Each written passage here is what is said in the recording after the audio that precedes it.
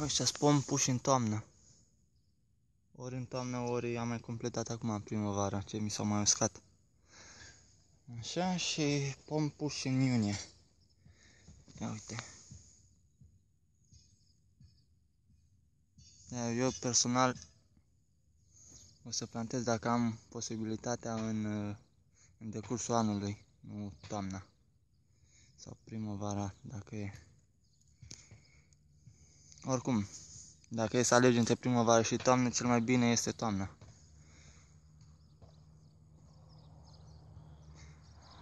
Acum la ideea cu pusul pe șpalieri, nu știu prea multe. Acum dacă mă învățați, mă învățați. Uite. De exemplu aici, dacă vreau să fructifice mai mult, dacă îi tai muțul aici, nu o să dea alți lăstari care o să fructifice mai mult? Întrebare. Sau trebuie lăsați să se ducă ei așa sau să atârne în jos? Sau dacă îl tai de aici, nu fructifică, dau ramuri mai multe de fructificare? Întreb și eu.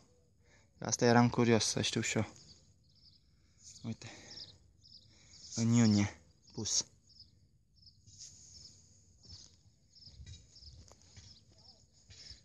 Asta e emergentul.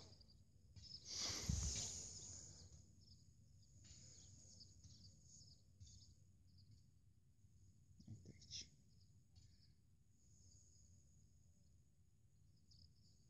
Asta are flori aici.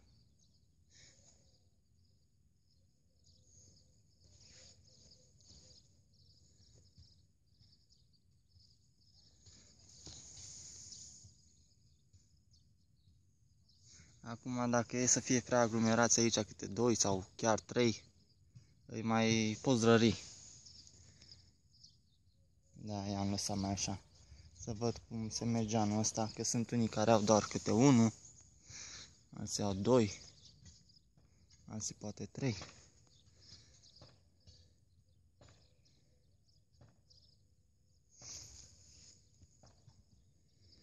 Ăsta are foarte mici frunzele.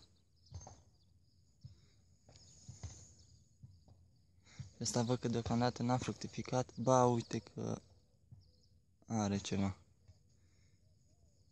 Uite și aici.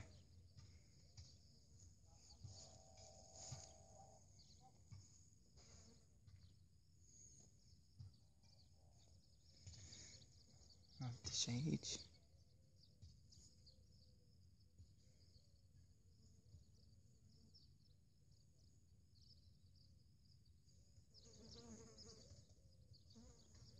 Uite, asta are fructe. Și nu știu dacă să-l tai de aici, să-i tai moțul, sau să-l las să dea fructele pe aici.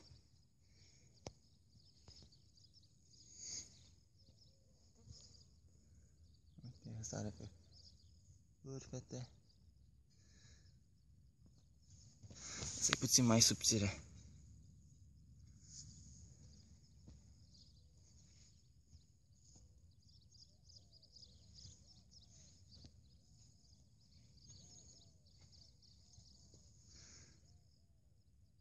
Fructe.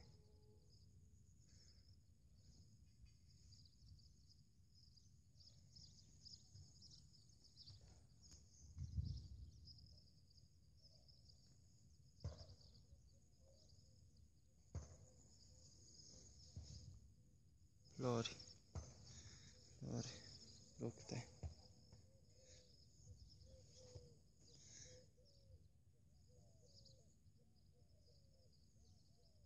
Însă trebuie tăiat de aici.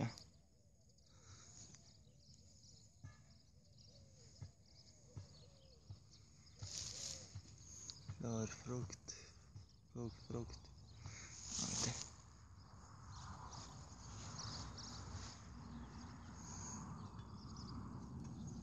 Am sopit acum cu mir calciu,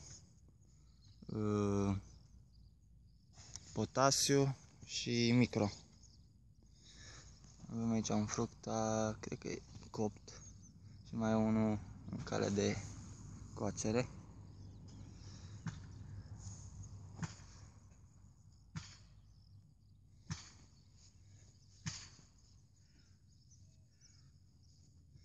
Le-am pus-o noi acum, am terminat să pun bălegarul la rădăcină, mă rog, mraniță. Aici deja spatul prea mult, dar de fapt de ce spatul aici, că aici n-am deloc. Nu știu ce fac și eu pe aici.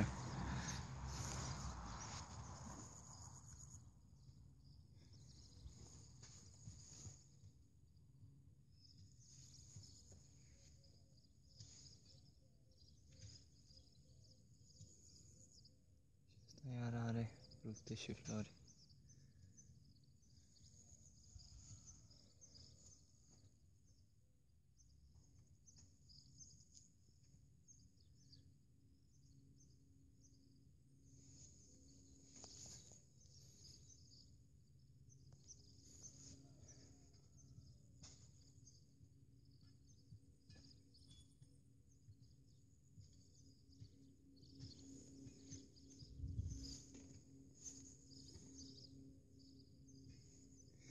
În curând, deficiența asta de bor sau de ce o fi, o să se ducă, că le-am stropit acum.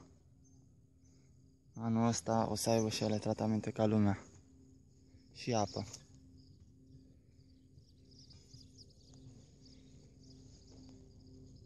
Asta e cam aglomerat.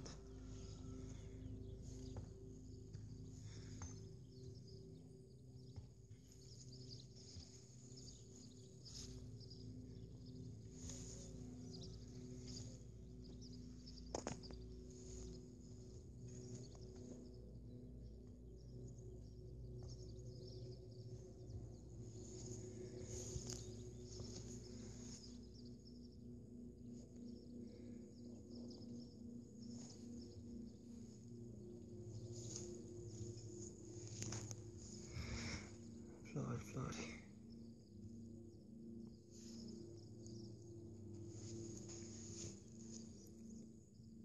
Și deja sunt destul de groși. Să-i tai sau să nu-i tai? Asta e întrebarea. Și albina.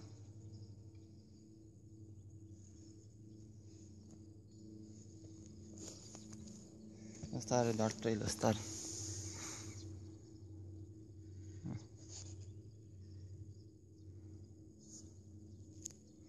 Trei lăstari și nu dă deloc semn că ar face ceva fructe. De fapt, dar aici începe floricică, doar una. Uite, doar una. Atât. Asta e pus completare. După ăștia mari de am pus în iunie, că mi s-au uscat. Uite-l. Uite, l-am tăiat, era verde până pe la 50 de centimetri. L-am tăiat și văd că nu mai dă. Nu știu de ce, că aici n-a putut să stea apa la rădăcină.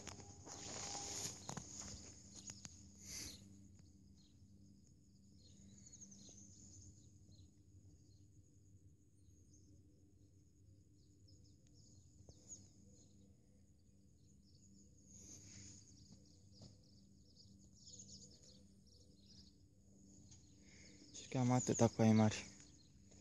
Asta a fost pus acum.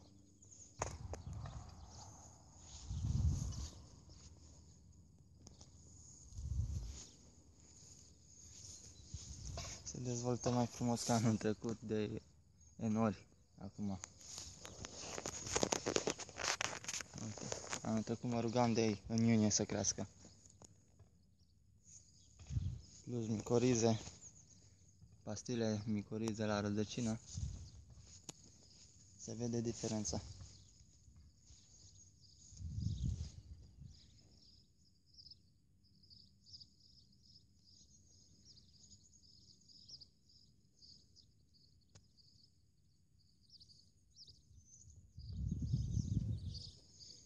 Anul ăsta o să ajungă mult mai mare decât a fost ăsta.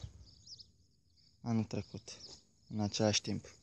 De exemplu, în toamnă, ăsta o să fie mult mai dezvoltat ca ăștia de aici, mă rog, ca foștii. Diferență de jumătate de an de vegetație.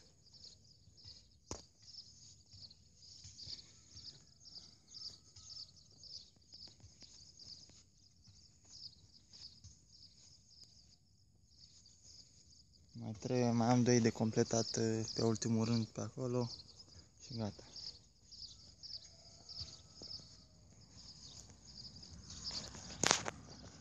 Totuși, am văzut că îmi plac mai mult ăștia mai mici. Ăștia mai mici, care am avut de 40 de centimetri, mi se pare că s-au dezvoltat mult mai bine ca ăia mai mari care i-am avut. Nu știu, să mi se pară mie. Sau ăștia au fost mici.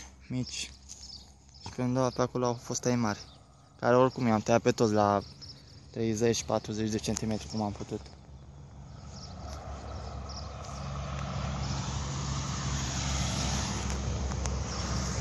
Cam asta e.